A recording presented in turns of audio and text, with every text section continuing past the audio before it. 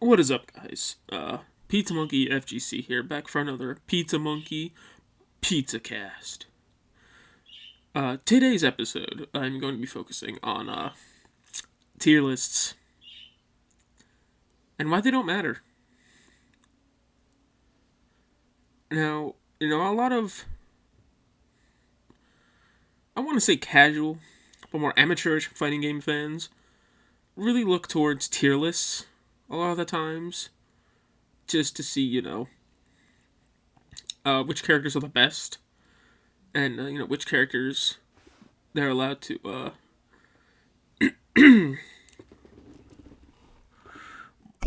their lack of skill on. But, aside from that, every pro player has, their own tier list on a game, especially ones that they play a lot of.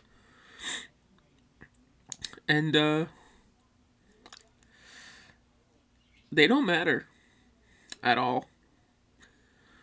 Tier lists differ between, players and, different characters. So they don't really mean much at all. For example,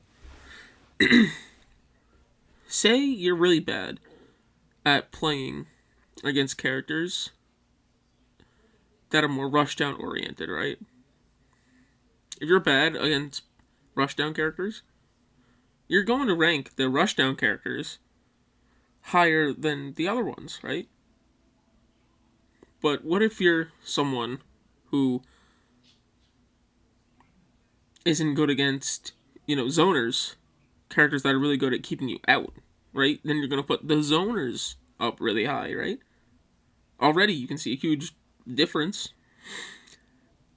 And besides that, you can go even further and say that a lot of tier lists can be fundamentally driven by the character the player plays.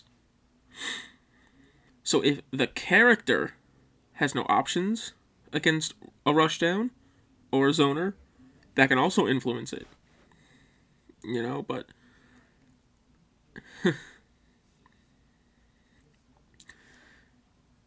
the tier lists a lot of times are seen as lists that define which characters are The best. or, the strongest. But they're more so like a loose, like guesstimation list of really how easy a character is, right? Most fighting games will usually have a character that takes a lot more work than other ones. For example, Street Fighter V, one of the most big fighting games out there right now. You will always see people playing characters like Cammy, Guile, Bison, Laura. They're easy, right? Some of them may not be the best, but They're easy. they don't take a lot of decision making and brain power to use. Out of those ones, Guile is probably the one that takes the most brain power, right? But other characters, like Gil, Kage, Akuma, G, and Urien, almost forgot Urien, they take a lot more work. They're good. They're high up there on the tier lists. But, they're harder to use than those easy characters. In all honesty, some of these characters could be fundamentally better with their tool sets than others. If you look at Cammy's toolset, on paper, she looks like a really bad character. But it's the fact that she's so easy to use. There's a lot of things you just do and don't. Just don't use her special moves. And you're good. All her normals are safe. You never use the special moves, right? Unless you have the V trigger or whatever. Whereas you have characters, like Kage or Urian, where a lot of times you have to make guesses on the offense, or really go for, big brain mix-ups and stuff like that. And a lot of times it's just, people don't want to sit there and keep thinking all day. I forget what it was, whose theory it was, but if someone is given an option between to do something that's easy and efficient, or hard and not as efficient, they're always going to choose the easy one. Obviously, that's just how it works, right?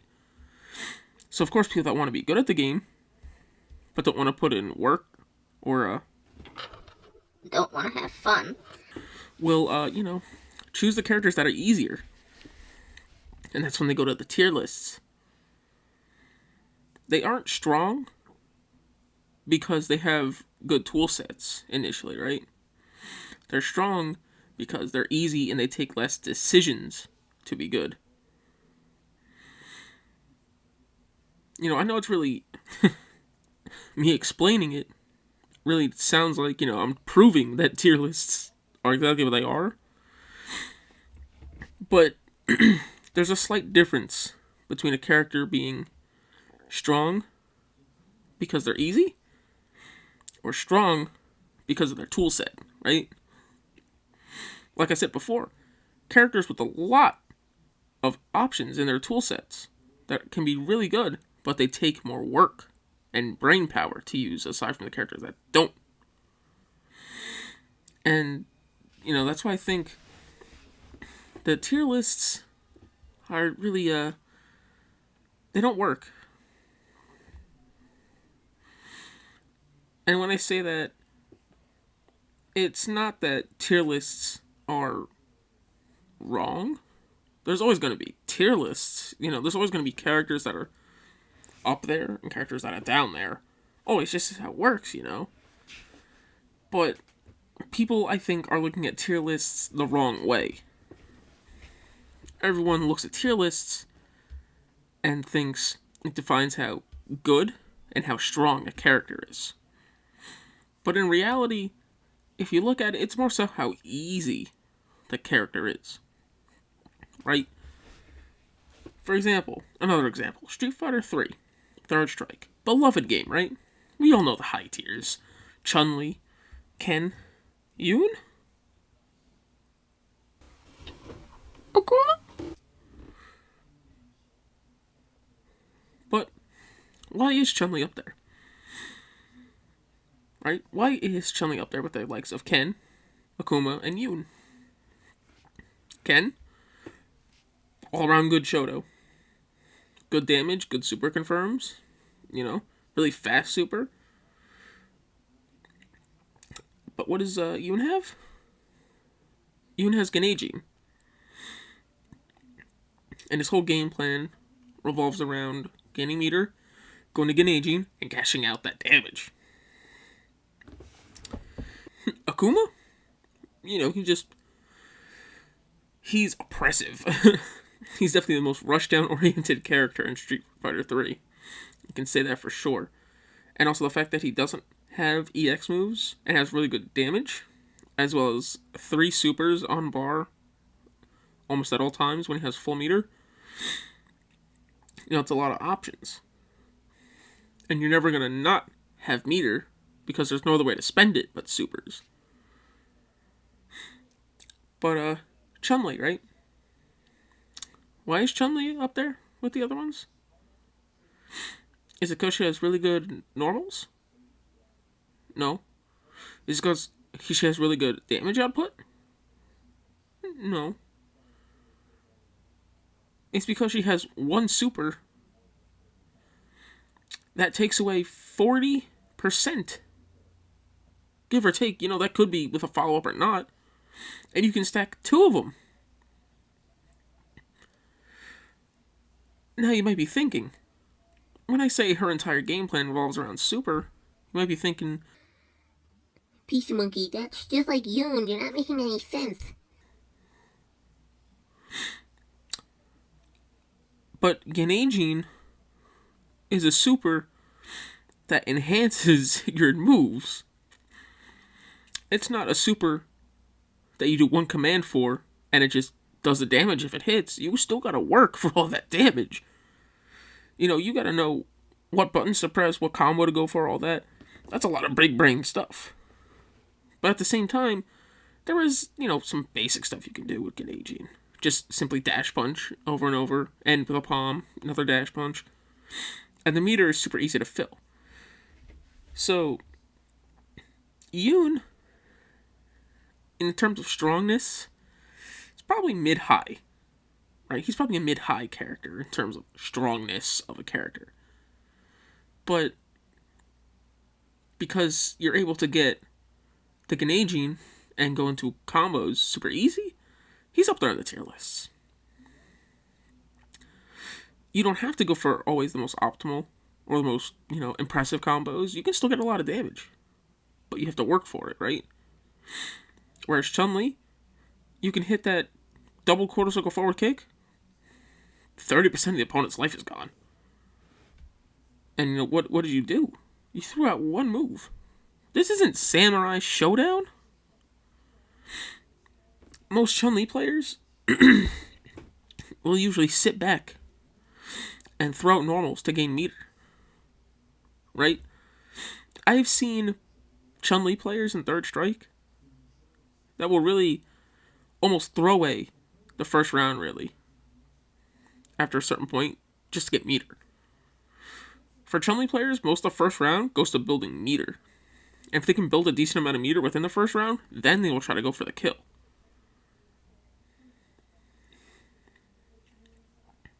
So, basically what I'm saying is, Chun-Li isn't high in a tier list because she's strong, toolset wise. She's on the tier list because she's strong, because she's easy.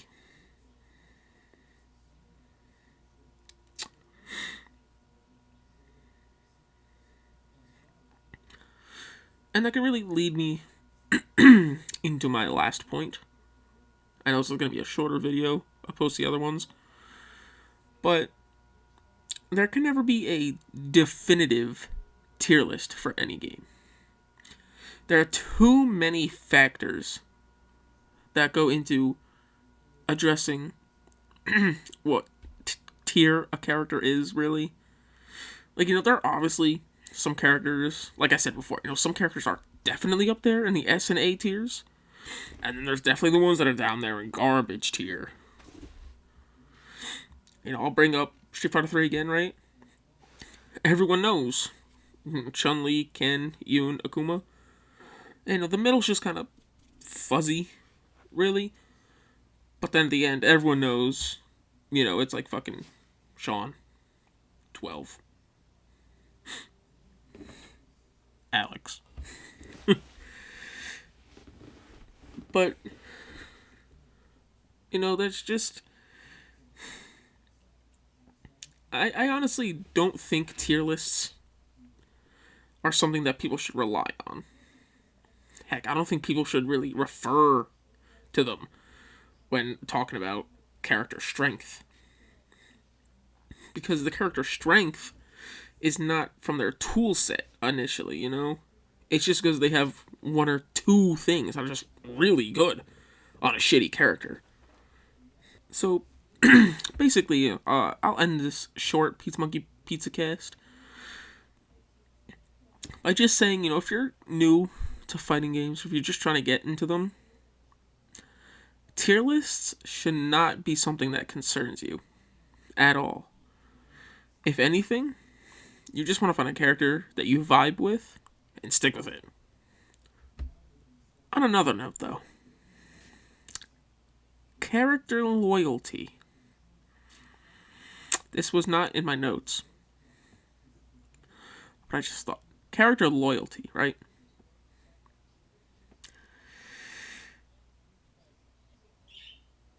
People that are tier slaves really don't understand tier lists, They will they will hold that shit like a Bible.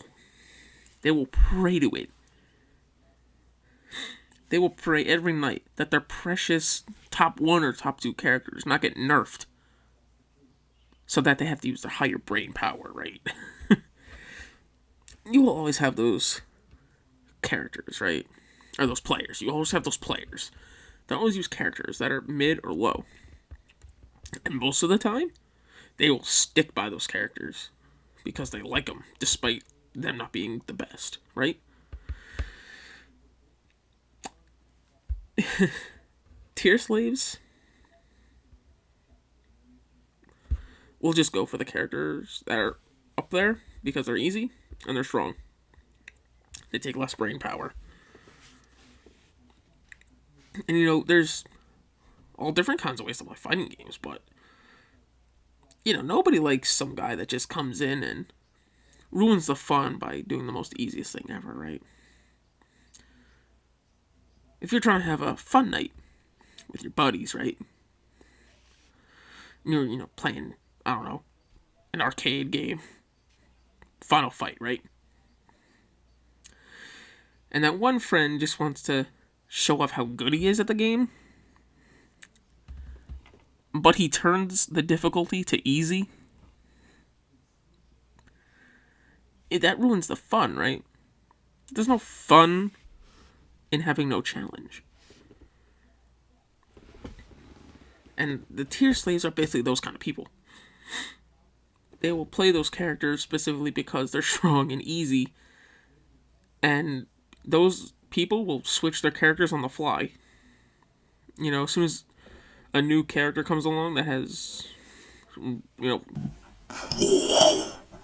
comes up on the tier list or something, or has some tech that makes them really strong and oppressive, they will switch.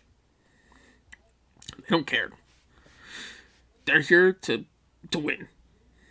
They're not really here to have fun and, you know, really test their skills with challenge to win. They're really just here to win.